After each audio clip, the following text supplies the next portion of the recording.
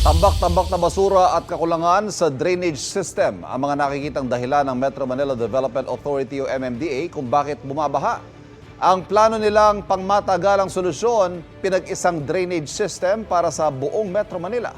May unang balita si Mark Salazar. Noong isang linggo, rumagasa ang baha sa ilang lugar sa Las Piñas. Halos anuri naman ang sasakyang ito sa SLEX.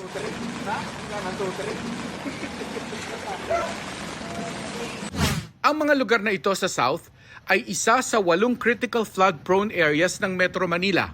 Sa bawat lugar, iba ang dahilan ng pagbaha at iba ang kailangang solusyon. Isa po sa nakakaapekto dito ng malaki ay yung pong kakulangan ng drainage system, particularly sa SLEX. At ganon din po yung Skyway. Diretso raw po bumabagsak sa karsada, hindi po makalabas kaagad.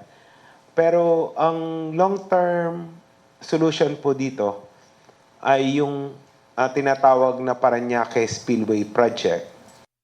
Ang Dolomite Beach naman ang dahilan daw ng pagbaha sa Taft Avenue.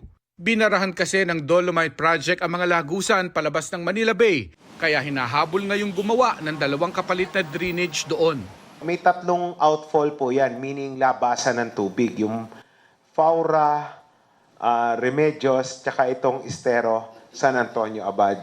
Noong ginawa po ang Dolomite Beach, sinaran po itong 3 outfalls na ito. Kombinasyon ng 3 mali ang nagpapabaha naman sa Araneta Avenue. Mababa ang lugar, basura at kakulangan sa drainage. Kailangan ng maraming pumping station sa lugar. Yung 4 pong ginagawang pumping stations funded by World Bank ay naandyan po. Yung Rojas 1, Rojas 2, Tatalon at Doña Imelda pumping stations. So masasabi ko po na pag natapos po itong 4 na pumping stations na to, substantially mawawala po ang baha dyan po sa may Araneta Avenue.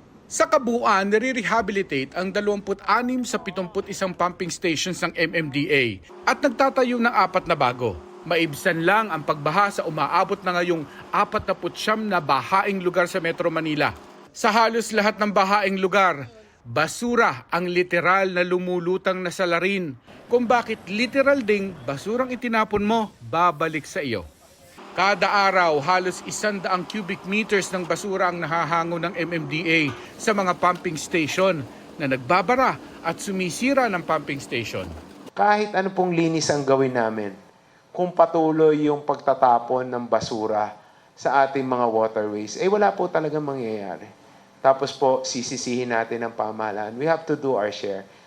Kabilang sa mga long-term solution ang pinag-isang drainage system sa buong Metro Manila. Ang Marikina Dam na sasalo ng tubig ng Sierra Madre at Parañaque Spillway na magtatapon ng tubig baha mula Laguna Bay palabas ng Manila Bay. Buo na ang plano sa lahat ng ito. Pondo na lang ang kulang. Ito ang unang balita. Mark Salazar para sa GMA Integrated News. Kapuso, huwag magpapahuli sa latest news and updates. Mag-iuna ka sa balita at mag-subscribe sa YouTube channel ng GMA Integrated News.